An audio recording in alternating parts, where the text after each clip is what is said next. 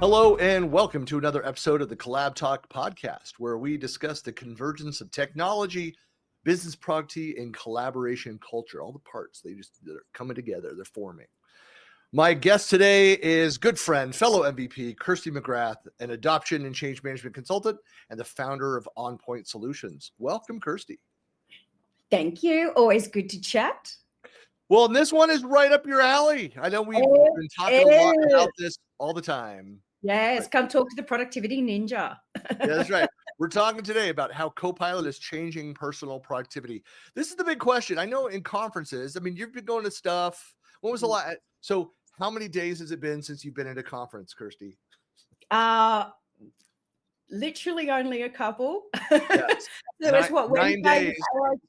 AI tool, so not very long. Wednesday, Thursday, Friday, Saturday, Sunday, and we're now at Monday. So 6 days ago, 7 days. It's been 6 days 9 ago. days. So my withdrawal symptoms are probably stronger than yours, but 9 days. Yep. But Kirsty, why don't you further introduce yourself and your company, what you do? Okay, so adoption. End user, my whole philosophy is no user should be left behind. So it's that change journey. It's analysis. If we don't have something to measure against, what's the use of even starting? So I do the measurement. It is all the change management. It's helping out with all of the comms and doing good comms. And then all of the training. It's bringing champions and setting programs. It's all things end user, all things productivity, teaching to a super user level right across 365. If anyone's seen my Wheel of Fortune, fairly full on out there, very popular. It's all those kind of components across Microsoft 365 and how they all interplay together and how people need to slow down to speed up and be a little bit more curious. Very cool. Apart from that, of course, MVP, with yourself, MVP and RD as well.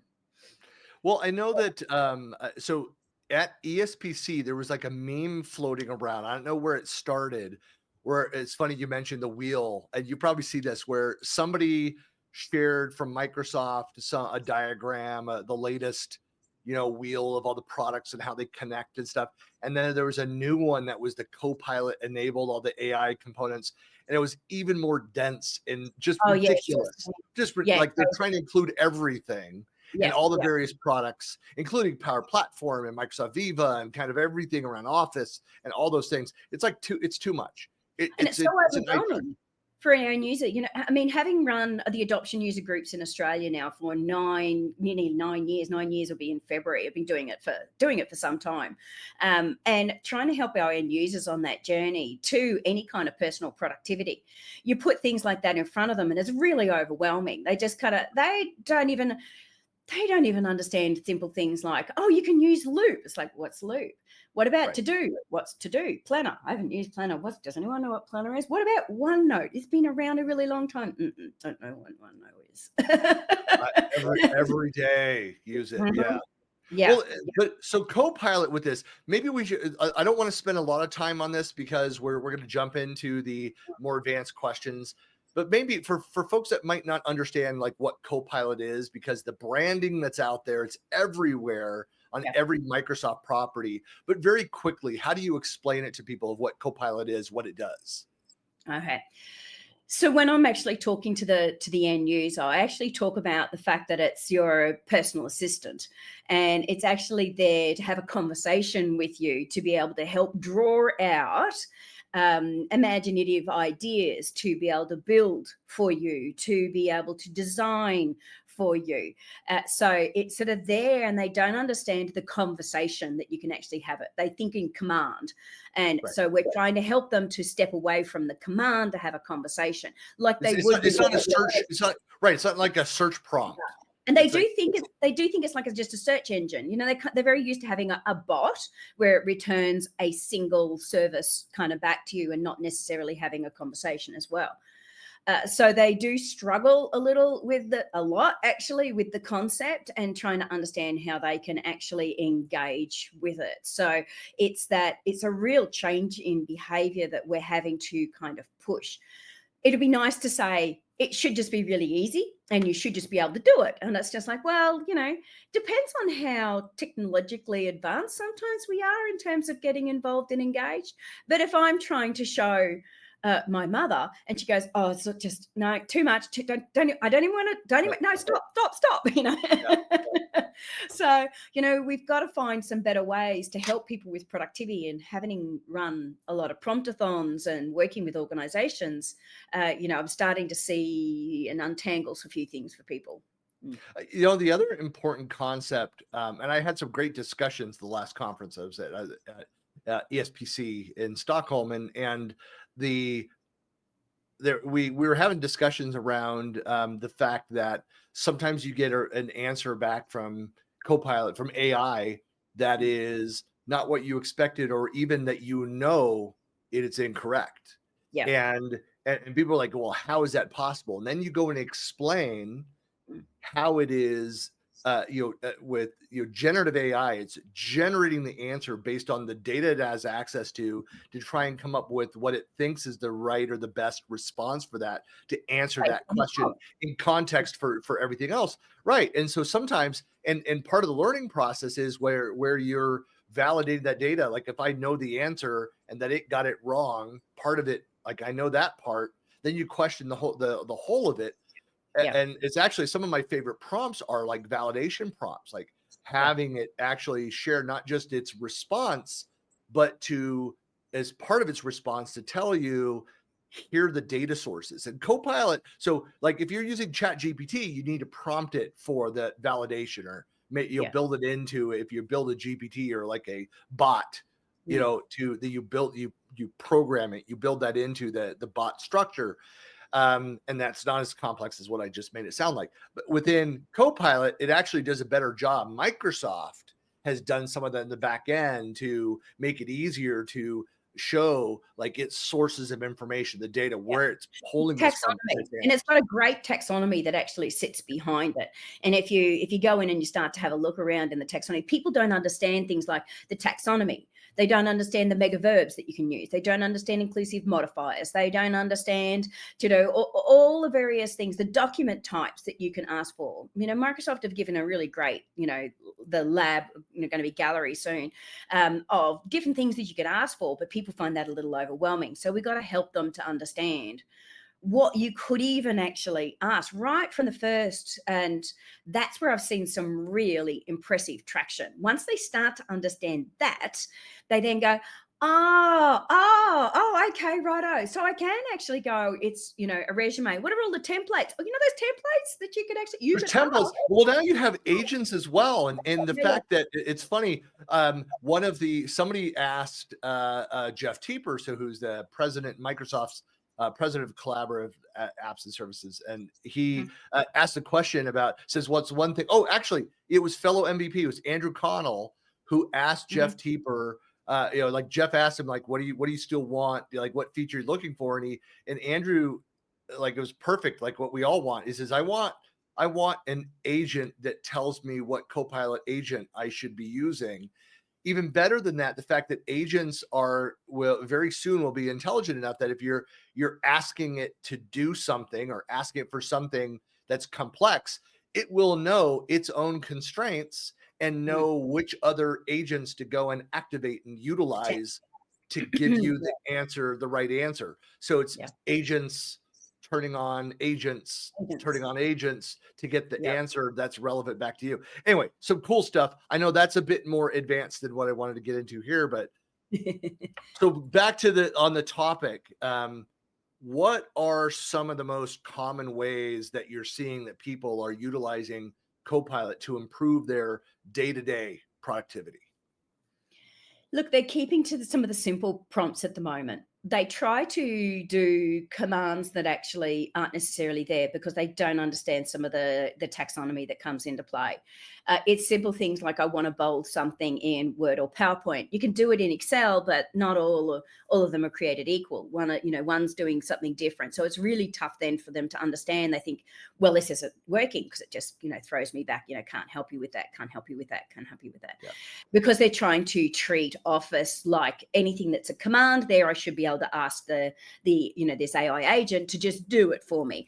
then Microsoft sees it that from a productivity standpoint, it's actually way faster for you to click on a button that we've already pre-created for you than you to sit there and type it out or even ask it through the microphone. So they look at personal productivity and go, is that actually going to help you? So for PowerPoint, for example, they think much bigger picture. It's like, how can I create a presentation that's giving me like 30 or 40 pages on this topic of blah? They want to go big in terms of being able to do a time saver. So, you have to have a look at, where the complexity comes in. And over in something like Excel, for example, it's people don't understand necessarily how to do simple things around conditional formatting or bolding first columns or formulas, so they're actually building it in. So it's interesting the way that the teams are actually focused on different productivity solutions for the end user in that journey. And they are different. We've actually had in Kirsty, we've had for some time in the the web enabled versions of the Office suite. You have the what are you trying to do question up in the top right.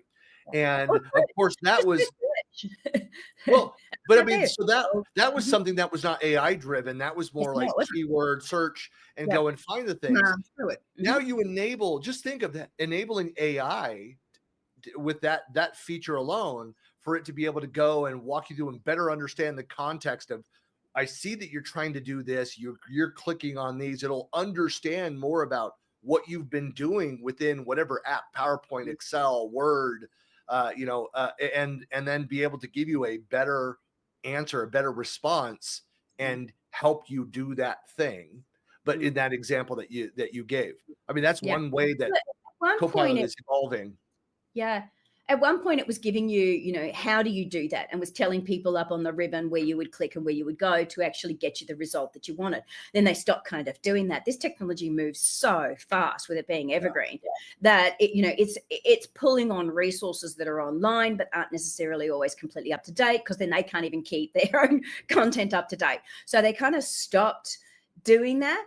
And in the meantime, people had an expectation, then all of a sudden it's throwing errors, then they think it's broken. So I think because we're in sort of still baby days in some respects, it's only a year old, that personal productivity piece, it'll be interesting to see where it's at in another year or two as to where it foundationally sits on, because there's been a lot of changes over the last year of giving, taking, giving.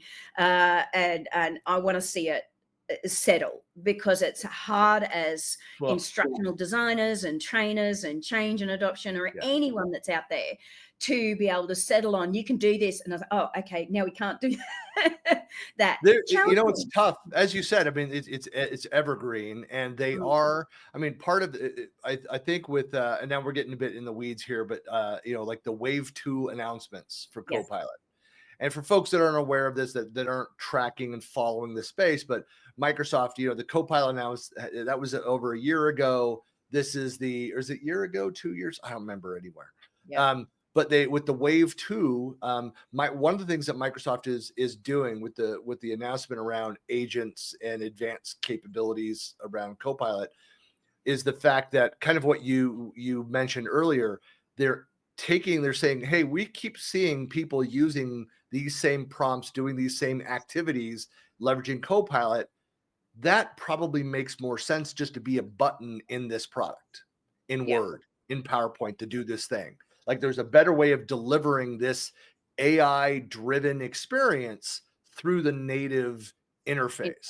With that, on that side of it, I just was smiling when you were saying, when things are settled.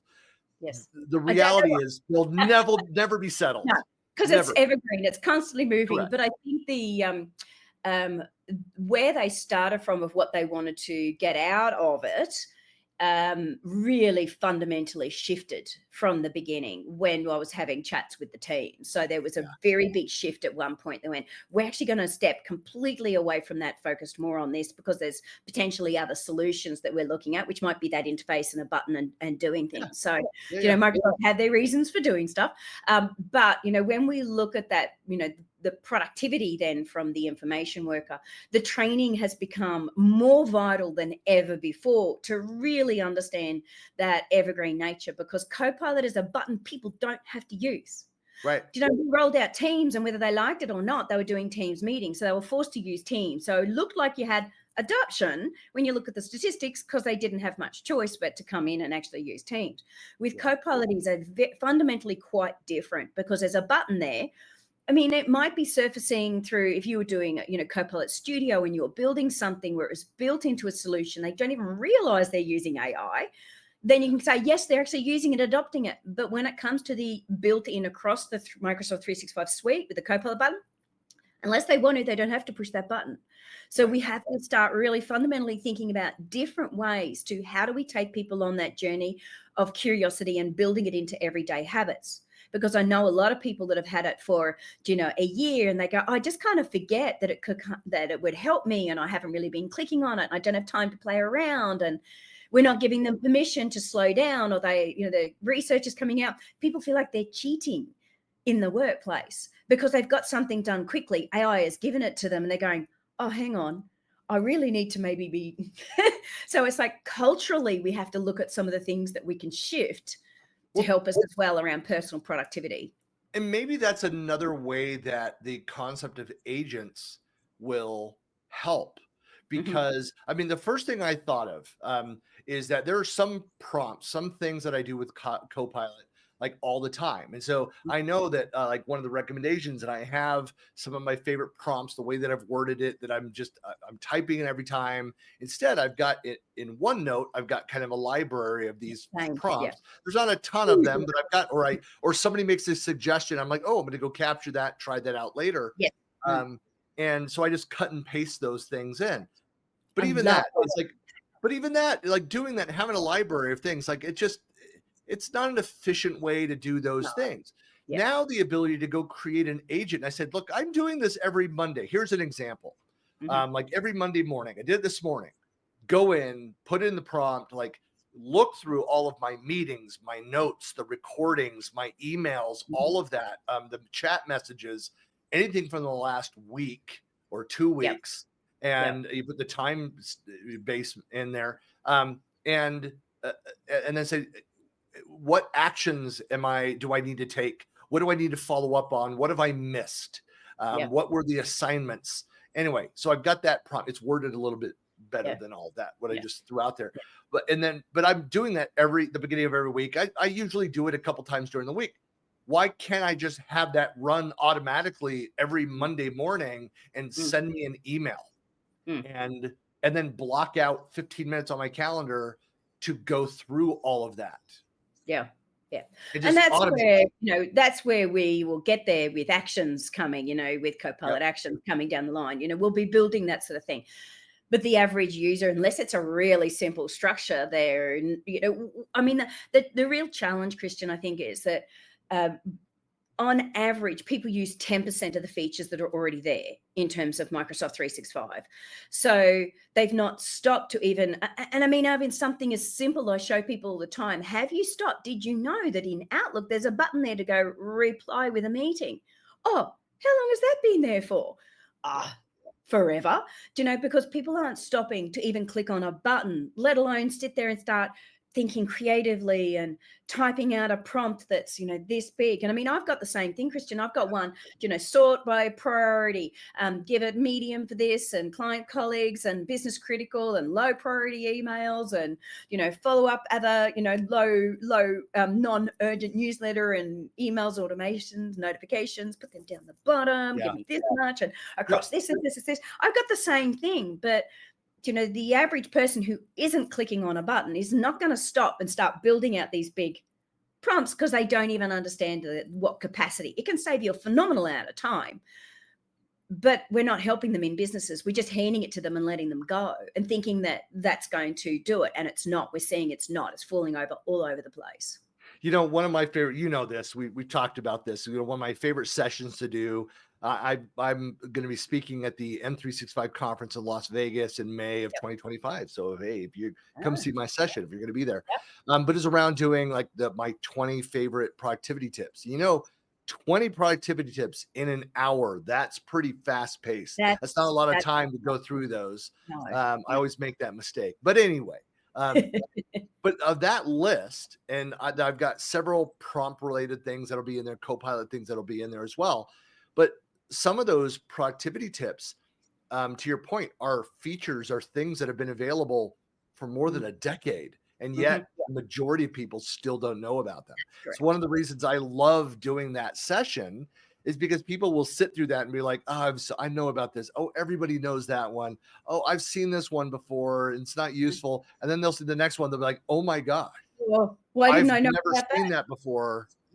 This is going to Yeah. change my life. Yes. Yeah. I I love know. that. I mean, something when we look at our, personal productivity and running a lot of training, I love that aha moment, that physical response that you actually see going on, because it's their brain, it's actually spiking. It's actual, the chemicals and everything are firing, and you're going, oh my God, that's so cool. I had one lady in a classroom with me who I just showed them how to do pivot tables. She burst into tears, and I'm like going, hang on, are you okay? Are you okay? And I'm going, is it? I thought maybe I've overwhelmed her. She says, I spend, 2.5 days minimum a month doing a report where I'm manually doing all this. You mean that there was a button I could actually push, drag a few things, and that report would have been done for me? It's like, yes. So we've got that manual component to asking an AI to do it for us. So it's, I think some of the challenges, though, is people knowing what to ask for. And it's the same when it came to clicking on a button. If they don't know, the words, like if I say, click on the ellipsis, and they go, what's the ellipsis? The little 3 button dots, that you click on to go to more. And that, but they wouldn't know if they were looking online. It's like, what's the ellipsis in, they wouldn't know what words to ask for. Right. So, getting the correct wording, whether it's in something simple like that on productivity front, right through to taking it into AI, that's where the challenges come into play, because people don't know that type of taxonomy that comes with what they've got. So that education piece, then, we really want to see some good productivity. That starts to change, and we have to think about and when we're talking agents and we're talking those sorts of things, we have to think about what's personal productivity, what's team productivity, and then what's organizational productivity, because we've got 3 different components going on. So having laid that out, Mm. quick description. How do you define each of those? How do you separate those? Because you're right, because Yeah. it's blurred at best for most Yeah. people, the Yeah. differences between those things, but they're very specific things. Like I might be, like I talk a lot about personal productivity and team productivity, but then again, some of those things, do they scale up to organizational level or not? Yeah. So how do you define that? Yeah. So when I'm looking at from a personal productivity standpoint, it's about getting your tasks and whatever goal that is really efficiently and effectively done from an individual standpoint. Mhm. So, it can be even something as simple as I'm filling in this form. It's, max 200 words. I've got 300. Go to Copilot, go, can you reduce down, this paragraph to 200 words, but, don't lose the structural integrity of it, kind of thing. You might actually say, just be careful. I want to keep the structural integrity, and bring it down to 200 words. That's getting it from here to here really quickly to achieve a particular goal. And I mean, that's a really simple example, for example. But I know so many people spend so much time just trying to reduce down some content by rewording and rewording and rewording. And I'm still over by 5 words. I've got to bring it down, going back and sitting there going, how can I reword that sentence, grammatically, and keep it correct? And all these sorts of things come into play. So when we're talking the personal, it's like, how can I get to whatever goal that is much faster from a personal standpoint? When we start to get into team productivity, it's things like if you're coming together and you've got, your project files, those sorts of things. When we come together as a team and we're running whatever that looks like as a particular project and efficiency, and we're going into teams meetings. So the teams meetings that hire, how are we going on a project for action items? And we've got still the personal productivity component because you're getting actions out of it. However, we're starting to go into team collaboration on documents. We're going to Loop and doing team collaboration and asking AI and dropping in, or Pages, Copilot Pages, where you collaborate together. So we're going into a collaborative component around team productivity. So it's about working together. Most organizations are not tracking like how much time is lost Yes. sharing a document around, even if it's in a shared, like a OneDrive location or something, or up in Okay, I'd SharePoint. look Hey, at it. we're in co-editing. You know, Yeah. the time to move that around versus co-editing a document or having a loop page or something where I had a you're team that was editing paid live together. $12,000 on a document that they had to do every fortnight. And so they were wasting, a day, a fortnight on working on this particular document. That was 26 days in the year because they just weren't collaborating on a document together. So I've measured for people that may not understand too, because you're part of the world that uses the word fortnight, how many qubits are in a fortnight? it. Every 14 days. Yeah, yeah. Within 14. Okay. So then we start to get to organizational efficiency. And when we start to look at that in its efficiency and effectiveness, and we're going overarching, then we're getting into, you got your teams and projects, but it then goes more up into systems and strategy and, overarching organizational. So you've got internet sites that might have your agents built into it, for example, to surface information around HR and around. So we get into the organizational to make it more efficient in Well, its well, systems. I mean, that's yeah, just examples. Yeah. and having worked in that world too of Mm. and the that's part of the collaboration space. A lot of clients, larger clients, that a big barrier to getting work done is cross organization, Organization. business Yep. unit. So think Yep. about weaknesses in going between marketing and sales, in Yeah. marketing and sales and support, That's with the correct. product organization, engineering, Yeah. with the channel, the side of things. Yeah. Uh, And cross-organizational because you've got a lot of mergers and acquisitions that have gone on yep, globally and those yep. connected systems to be able to draw down information from each other. And that's getting into the bigger organizational efficiency. And everyone thinks there. They often are jumping straight to, we want to jump straight to, good digital transformation to be able to go down that road of bringing it together. But what they're not doing is focusing down on the individual. And if you can get the individual efficiency even up just that personal a whole heap, you get some and spend some time there. They're the ones that then drive up to the team efficiency, which can then start to see, oh, we could maybe connect that agent to that information so it improves my personal efficiency to be able to get to there. And often you can go either way. I, But Kirsty, even I would say just some thoughts on this is that I think it's difficult to go in because I realize for a lot of people that are thinking Copilot that maybe don't have it yet, and they're thinking $30 a user per month, minimum of 1 year, Mhm. for each of those people. So with tax, close to $400 a user a year for Mhm. the Copilot, And with the Australian dollar, utility. it's way more expensive. Right. But anyway, they're thinking about that expense. It Yeah. can be difficult to justify that expense when you're thinking about personal productivity. Again, because Yep. Yep. all right, because we don't usually track the costs of those personal productivity things. But at that team level, we Yep. do think about more of those costs. When I look at it, my first thought, like I understood a bunch of the personal productivity benefits of that, but even Yep. for my single tenant my demo tenant, and for the meetings that I have, the recordings that I have, everything that I do, like this recording, Mm. anything that I do that I capture, having it automatically transcribe it, having it go through, capture every meeting. Hey, Mm. Christian, you've got these tasks, you've got these things to do. It's like right there, the time savings, the information that's not lost, No, it's not. the knowledge that's then captured as I go back in, it's reminding me, hey, you had this meeting 3 months ago on this topic where you answered these questions that you're looking for. Like that is of so much more value than $30 a month. Yeah, I know. I was just bringing up something that I've done in terms of some research, and of course, the moment I clicked on, in File Explorer, it kicked off Yeah. some audio, of course, today. But I brought up, so I did some measurement, and that measurement was, the average is 14 minutes a day. I mean, I know that I save way more than 14 minutes a day, which is, approximately, they kind of say that hour a week. And when you look at that in terms of the license, now with the Australian dollar is not great, but if I go based on the Australian dollar, how much we, generally will earn on average an hour based on 232 working days, and you can take off more in terms of leave.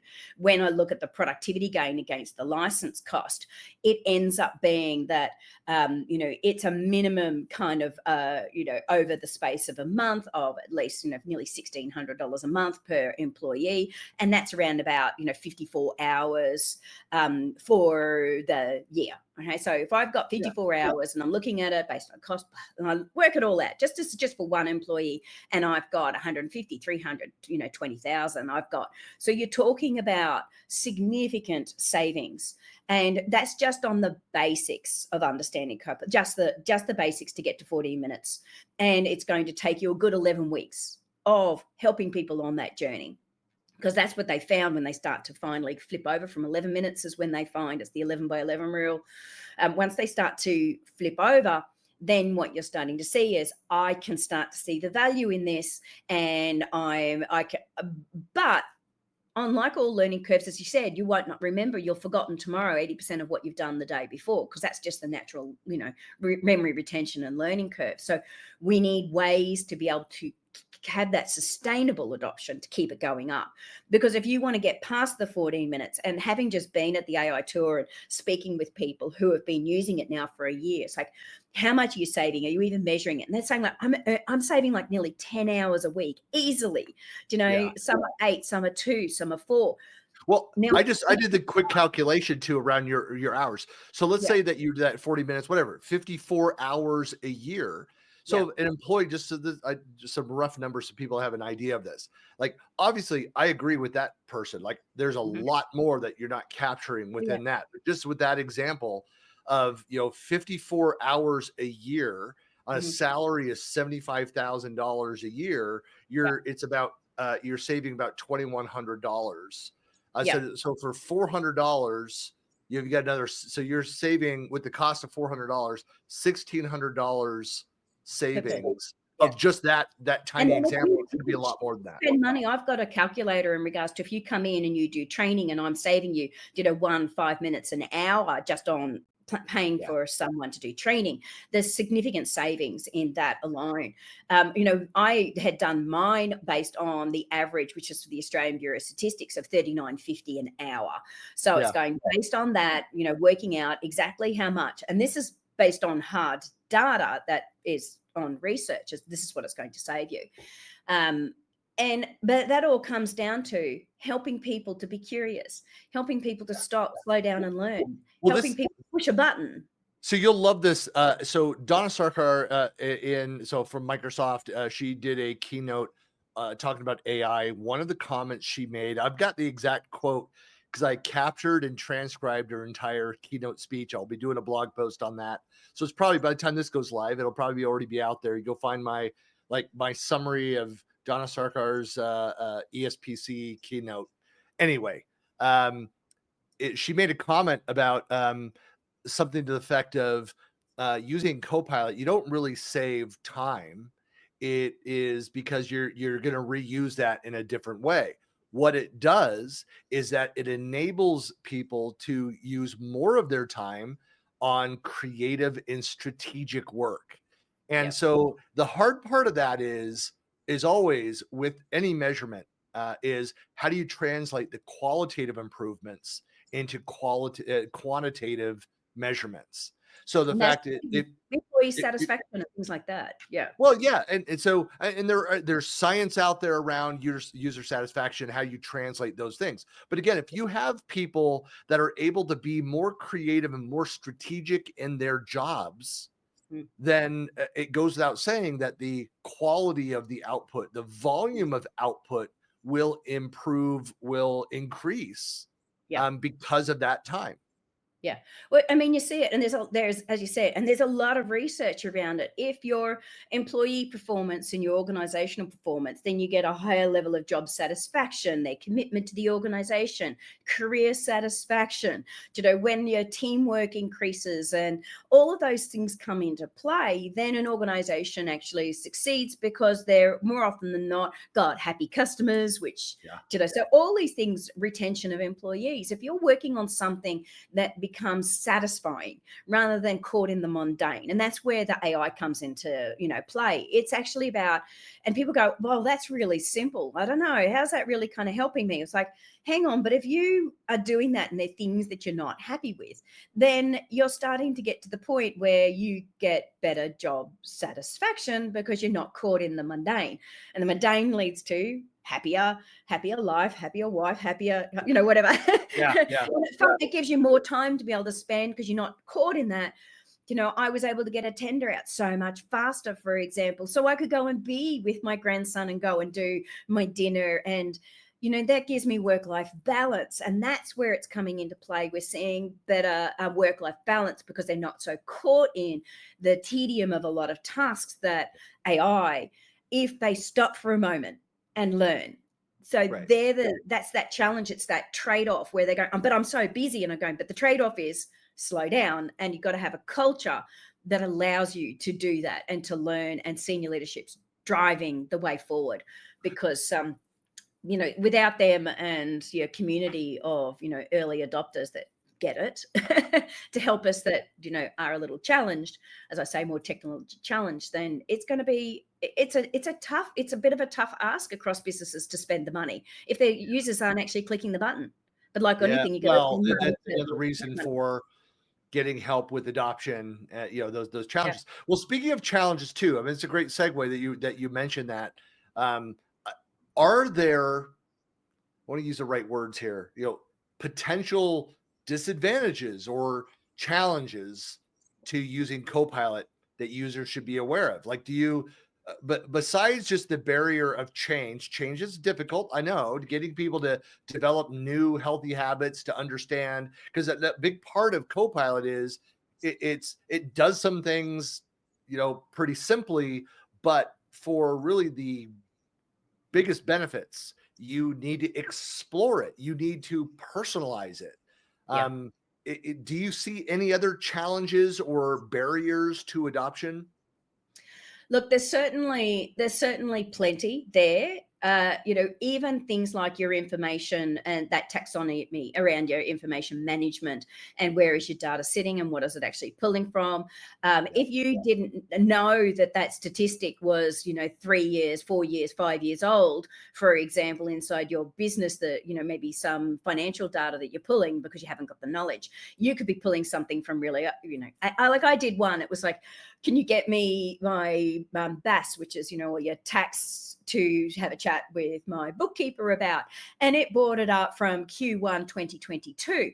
And I'm like going, hang on a second, that wasn't the conversation we had recently. And then I went and clicked on their email and I realized that it was, and I didn't ask it to do Q4 in 2024. I didn't put that in. I didn't put the parameter in. So it was my knowledge of knowing that it was pulling the wrong data. I mean, she would have corrected me and going, that's not right. But if I had sent something like that out to client, for example, then I could have some real issues. So sometimes making sure that the people who are in the know actually have some of those goalposts and barriers around the content, because your end user might not always know that. And that's where Microsoft have got much better in bringing up references. It didn't have it there for a long time. So double check the references that it's actually pulling from, because a lot of people aren't. They're taking things as gospel. So as part of the teaching and the learning, I'm going, has it pulled the right information? Go and have a bit of a click through. I had one where I was going, performance review for the quarter, look back at the last, 3-4 months of chat, email meetings, and put it into a leadership style. I want to do my OKRs and I want to do this, I want to do that. And it's pulling all this information. But then I went and had a look at some of the references that it was pulling from, and I went, hang on, that's really got nothing to do with me personally. That was a colleague's document and their information. And I'm like going, I don't want to be looking at that. That's not my OKRs. That's her OKRs. Yeah. So, because I didn't necessarily always point to, I've gone more generic. So, there's stuff that we have to look at. And from a security standpoint, I'm seeing them ask for unethical. It's like teaching people about the ethics of what they're doing when it comes to AI. There's certainly plenty. But I think the biggest challenge is there's a lot of fear and the feeling of cheating. And they're the things that we need to culturally start to work around to be a learning organization. I don't come across too many learning organizations. I've got some senior leaders that as they move from organization to organization, I've worked them 4 or 5 programs over the years because there are people that agree and believe in being a learning business and keep bringing me back in to lift skill sets so everyone is on the same playing field and that people aren't being left behind. So they're the things that I love to see. I love to see a learning business, and it's not often we come across, good learning organizations. Some are definitely better than others. I've heard a couple other questions too. Maybe you could have some short answers for these, but where somebody asked, like, well, really, what is the difference? They've got the use of Copilot through the Bing site. They also had been using previously ChatGPT. Like, what's the difference between ChatGPT and the Copilot through the Bing search page and having a paid version of the license? So how do you explain that? Yeah. Look, it comes down to when I dive into it, it's always, are you wanting to get information from the wider world? Or are you want to get information from inside your organization for your answers? And usually that's sometimes the simpler way to be able to do it. When it comes to the chat GPT. I just add to that, Kirsty, it's not just do I want the answers back, is I'm feeding information. Where do you want that information to go? That's because if you are looking for company specific, you need to share your intellectual property, your IP back in to get the answer you want. If you're using a public tool like Copilot through Bing or ChatGPT, you are then sharing your IP with the world. You're training the model. Yes. And that's where the big risk then comes into play. I mean, ChatGPT can give you back quite complex. And when it comes to coding and things like that, it's been around a lot longer. And the Copilot looks at it a little older in its ChatGPT model. It's generally good at keeping up to date, but it is looking at an older model. So that latest information from the wider world, then it's like, well, where do we want to go? But how secure do we want to be? Like looking internally and at our own information, and then have also in the Copilot, the paid, having it embedded into our applications where it's all cross-talking and keeping your history there for you to be able to draw on from here. Yeah. So having it embedded in, you're not going to get that embedding when it comes to ChatGPT, which can point at information, but not necessarily giving people what they want and drawing from the productivity and efficiency in Excel to go, give me the formula and just drop it straight into Excel. You don't get that with the ChatGPT where it just builds for you. So it's like you could use them all. Absolutely, you could use them. And I know organizations that have actually got them all. And I go, but to what end? Why? Because this one does this. And I say, yeah. And you might have like you said, it points to that one because we can't do it and point to that one. But how many licenses are you wanting to pay for?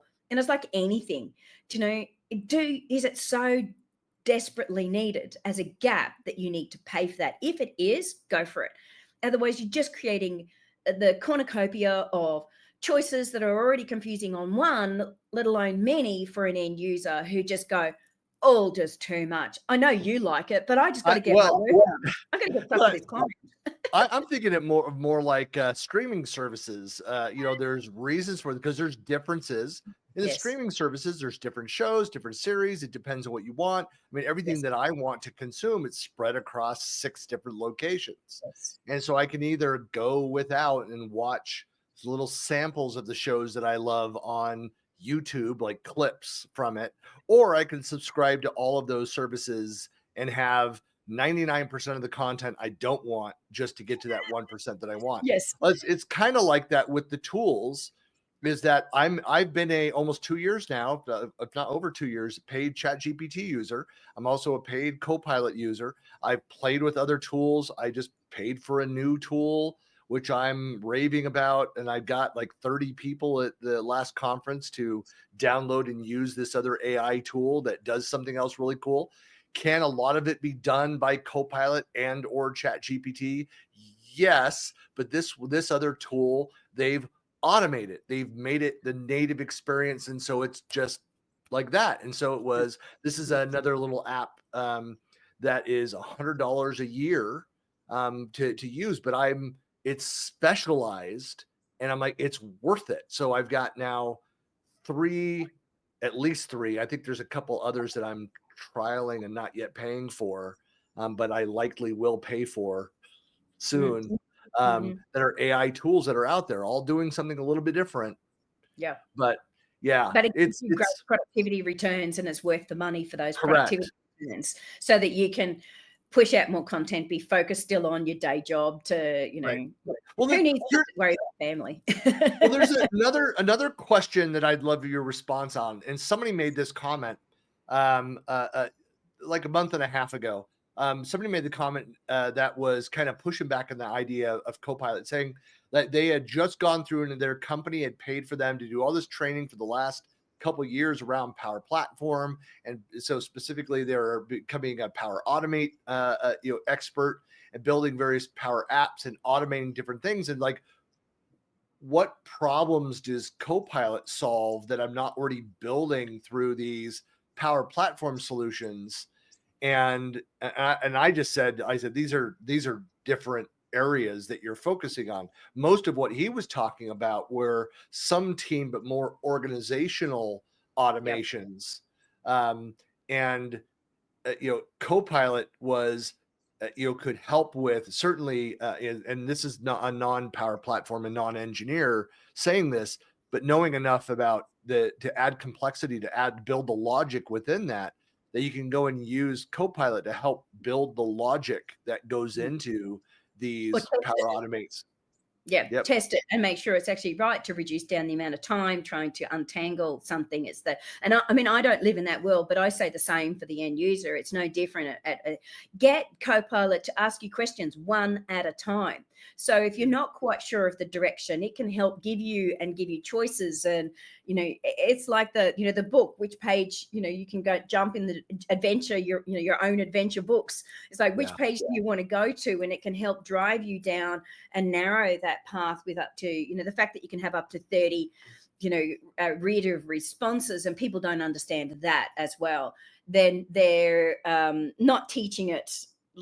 They're not being taught.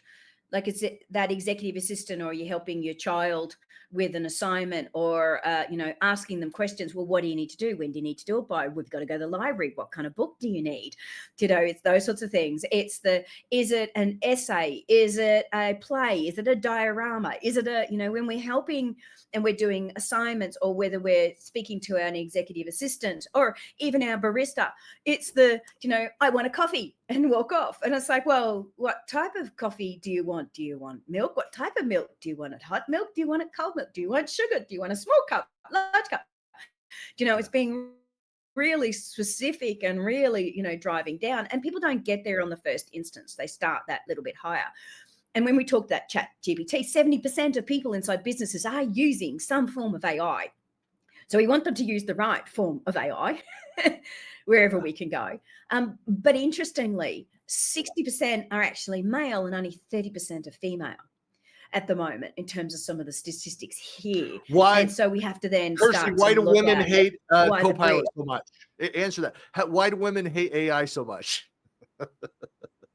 I don't think it's actually hating AI. I think that, women always take on way more. They always bite off way the more that I can chew. It's like, how does a woman chew the elephant? It's a bit at a time, and they're going to be busy doing it. It's like, with a guy, how do I chew the elephant? Oh, I find 5 people to go do it for me, So, we just think a little differently. So we often got so much going on, and family. And so we're not slowing down to learn. And more often than not, we don't like to ask permission to slow down and learn, and ask for those dollars to be spent on us to be able to go down that road. Whereas when we look at just the way that females and males kind of work. We just are a little different. So it's that giving them the permission to stop and learn, even more so for females than males, because we just tend to be, I'm just so flat out, and I have expectations on me that are way higher than the average male. It's just the nature of, with the glass ceilings and all sorts of stuff that's still happening out there, that we don't stop and spend the time. Just we think we've got to get it done, head down. Well, I liked it too. And I still need to go spend some time going through over on the Work Lab website. If you're not familiar with that, that's Microsoft's blog, just worklab.com. But you can, or worklab.microsoft.com. Anyway, you can find it, Worklab, out there. But they have the the latest annual report where they go in and talk about information workers and productivity. There's of course, it's the focus primarily around Copilot and leveraging AI. But they say in the latest study that they're reporting 70% of Copilot users feel more productive. And I know that they keep using that word, and it's in the Microsoft hype, but the words of game changer out there. It really is. I mean, 2 years ago, nobody was talking about this. Like, AI has just hit the scene, but why? Why is it such a game changer? We've talked a lot about the features, the capabilities specifically around these things, but how is it different? Why is it different? Why is it a game changer?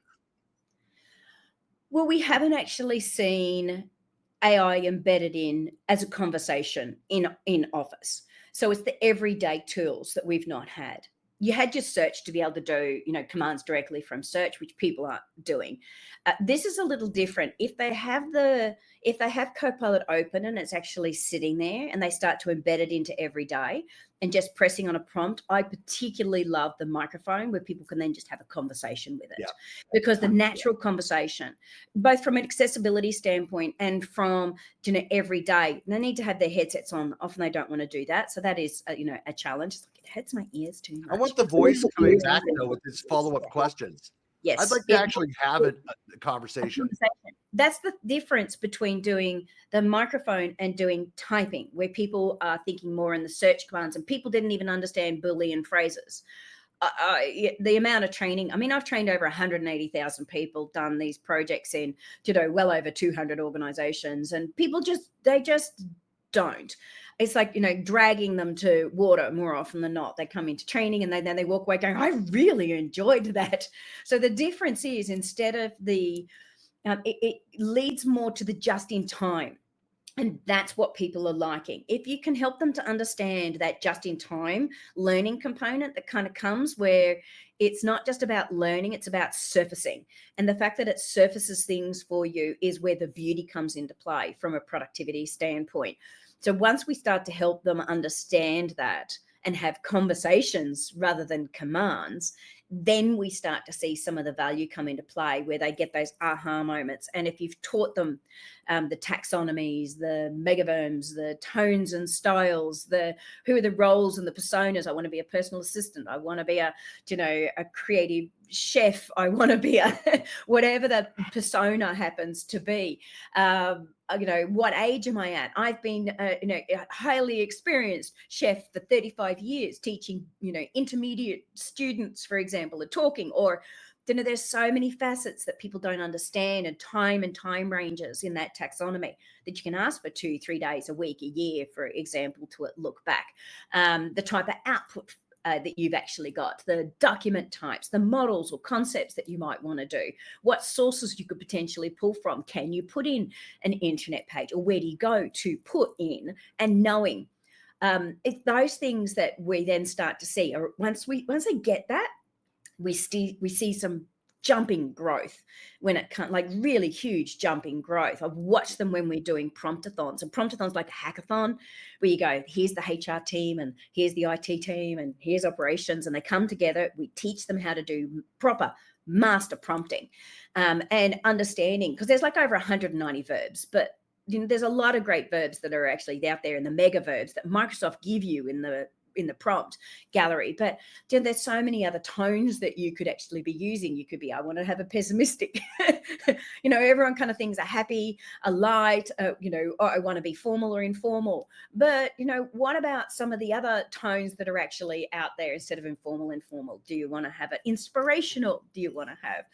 there's so many other words that you could actually use. Even the inclusive modifiers, once you start to get them thinking, do you want to have it where you're talking in tones where you want them to feel like you're coming together, you've got welcoming, friendly, warm overtones where we need to be, make them feel secure. We need, there are all these inclusive modifiers. They go, oh, I like those words. It's really going to change the output that you actually get, let alone the verbs. They kind of know how to create, or they know how to analyze, because they're there with a button to push, but they don't know how to even ask things like, those verbs that sit in there. It's like, I want to paraphrase. I did one recently, paraphrase my meeting with this client to go to Microsoft based on this email that we were having a conversation around what we were doing with them. And this document, which was the proposal that I sent. So paraphrase and then bring in, and that was a really different response to I want to create. Yeah. So, understanding, and when they start to get their head around it, we saw in the promptathons them creating, and they took one of my my OKR, doing my team, my performance review, they took it to the next, absolutely to the next level. It was so impressive to watch them. Or my executive report this week, these are people that have been using Copilot for up to a year. But once I helped them to understand that light up moment, they just went, can I pull that? And I went, well, it depends now, because now they're starting to think agents and doing actions, Copilot actions, and they're starting to think bigger. People can't think bigger until they capture here. They've got to capture here. And that is all, getting over the fear, change, communicating what this is and how exciting it is. Okay. Yeah. 2, training, and then measuring a particular scenario to go, and it saved us 54 hours a year just for one person. And articulating it. So, these are all things that I'm just not seeing done. There's a couple, absolutely, but not being done well. That's why licenses are falling over all over the place, because they go, we got 5 or 6, but we're not really seeing the value in it. Yeah. We're going to let it go. That's the hard part of adoption. I could completely envision how, the information worker role is evolving, and how, the use of AI is really changing, individual and team productivity. But like any change, you have to develop those habits. You have to replace those old ways. Otherwise, if you're not doing those adoption techniques, if you're not being consistent, staying on it, then people are just going to go back to what they were doing before. Yes. They'll go back to their set point in the organization. Well, I know how to do it, because I know where that button is, and I know exactly the result it's giving me, because it does the same thing every single time. Right. And that's where the challenge comes into play. Right. Or they leave and go to an organization that then doesn't have AI and their challenges, and then they're going out externally to the chat GTPs and potentially other free products. So you've got information sitting outside the business. So then you get another challenge. Or you've trained them all up and then they leave. Or they go, it's going to take over my job. And I say, well, no, someone who knows how to do this and do it efficiently and punch out work so much faster, that's potentially higher quality, they're going to take over your job. So that's going to be the difference. It's like, what does that look like on the flip side? It's like, we look at all the server, on premise. It's like, you need to move with the times. And what does that look like for you to have those skill sets to bring to an organization? They go, oh, well, that's all a little bit advanced for us. We're not doing that yet. So there's, we're going to see a lot of unhappy people as they move around, but it's no different. Moving from, I've still got all of my documents sitting on, F drives, and I'm not even in the cloud yet, and it's still out there. So driving forward change is always challenging. But I'm seeing a lot of businesses that are, they've had some kind of an AI they didn't do it properly in the first place. Then they try and introduce something else again, and everyone's already on a negative. It's going to take you 5 times the challenge to turn it around now. Just do it right from the beginning. Boy, we've never seen that before. No. How many legacy systems that they've spent millions of dollars out there to embed, and then no one's using it but 5 people in the business. Yeah. And they just eventually die out and go, well, no one used that. That was so worthy of the, $5.4 million program that we put into place to roll that out over, a year or two. The argument is still the same, Christian. Nothing's changed there. But the benefits, I think, are way higher than we've ever seen before. And I think that's where people need to understand. Now is the time to invest because the returns are just exponential. Yeah. Well, so final question on this is like, what advice would you give to information workers or managers that are looking to adopt Copilot and want to maximize its benefits in their daily activities and in their planning for the year ahead? Like, so how do you advise them? Like, what do you have, like a methodology or an approach? Is that something you can encapsulate into a short statement, or is it more of a, it's more of an engagement to outline that for them? There's 2 ways. One, I will say, find your favorite prompt, put it in your OneNote, put it into something that you can use every day just to build up some of those basics. Yeah. And then find another 3 or 4 in another week or 2 that you think will help you and build your own report. I mean, luckily we got Copilot. Well, soon you'll be able to save some of, the good ones for a business in, and build some, because if we see people grabbing and retaining and using it again and again, it's going to take them a bit.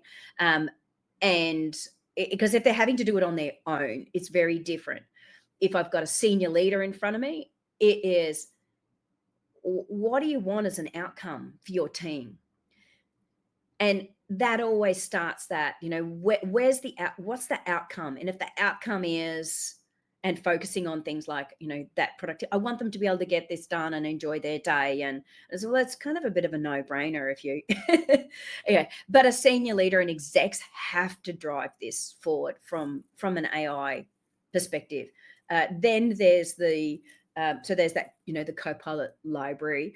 Another one would be go out, search top 5 prompts, PowerPoint or Excel or Word, and just start doing a bit of research, because trying and being curious, and don't let the message stop you. There's probably another way. Just because sometimes the message that comes up, or it's not doing it, or it's not. Yeah.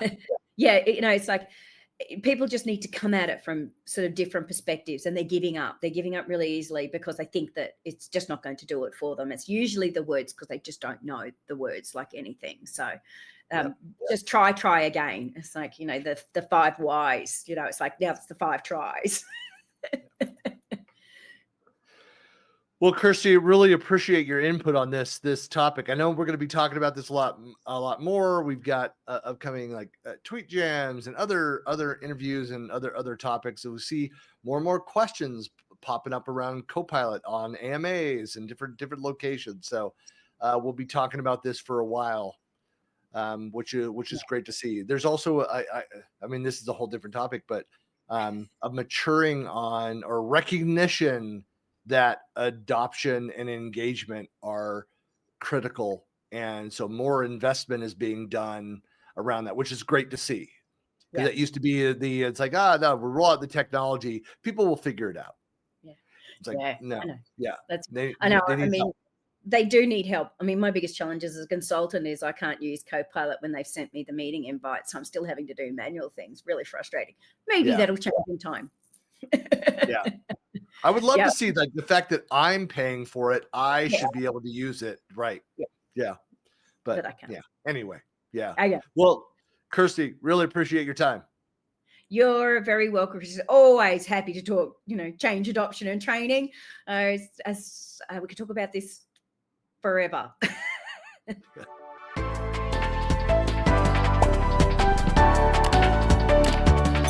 You've been listening to the CollabTalk Podcast. New episodes are published weekly, and you can find us on Spotify, Apple Podcast, iHeartRadio, and most other podcast platforms. Thanks for listening.